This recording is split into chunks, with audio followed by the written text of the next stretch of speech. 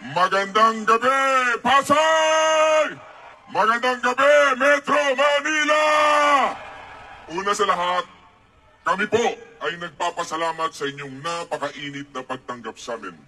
Mga kababayan, tagus po sa aming puso ang inyong pagmamahal. Mga kababayan, ang inyong lingkod na si Senator Bong Revilla, ito pong taon na ito ay 30 years na po ako sa paglilingkod sa bayan. It's my 30th year in public service. Ako po ay naging vice-gobernador ng lalawigan ng Cavite, naging gobernador ng lalawigan ng Cavite, naging senador, hinalal nyo 2002 at 2004, number 2 senator. Noong 2010, hinalal nyo ko number 1 senator. Yung pagkakahalal sa akin ng number 1, doon na nagka-leche-leche si Bong Revilla. Akala tatakbo na ako sa mas mataas na posisyon. Pero mga kababayan, dinurog man nila ako, umangon ako at lumabas ang katotohanan na walang kasalanan si Bong Revilla. Kaya sabi ko nga, kahit saan ako magpunta, si Bong Revilla ay isang mandirigma. Habang nasasaktan, lalong tumatapang. Habang natutuguan, lalong lumalaban. At habang ako'y sinisiraan nila, lalo lang akong popogi niyan.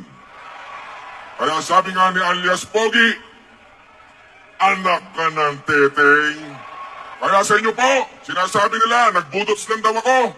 Totoo, nagbudots ako sa Senado. Nagbudots ako ng 2,000 panukalang batas at nakapagpasa ng 343 na batas na ngayon na pinapakinabangan ngayon ng ating mga teachers. Yung kabalikat sa Pagtuturo Act, natatanggap ang ating mga guro. Dati 5,000. Ngayon taon na to, 10,000 na. Palakpakan natin ang ating mga guro. Sa kayong mga estudyante, yung anti-no permit, no exam policy, bawal na ngayon yan. Dahil sa ating batas, kahit hindi fully paid ang ating mga kabataan, pwede silang mag-exam. Kaya marami pang batas, yung ating pong lola at lolo, yung expanded centenarian law na pinaglaban namin ni Manang Aimee, yung ating mga lola at lolo, 80, 85, 90, 95, tatanggap ng 10,000 pesos simula sa taong ito. Kaya sa inyo pong lahat, umasa kayo na si Bong Revilla ipaglalaban ang karapatan ng bawat isa sa inyo. Kahit buhay ko, itataya ko para sa inyo.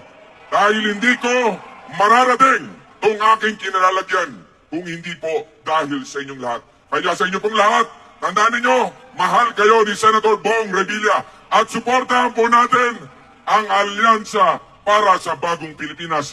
Abi Binay, Villar, Tolentino, Pacquiao, Lapid, Cayetano, Lacson, Marcos Soto, siyempre Tulfo, and of course ang ating kaibigan, Abalos. Sa inyo pong lahat, maraming salamat. Mabuhay kayong lahat.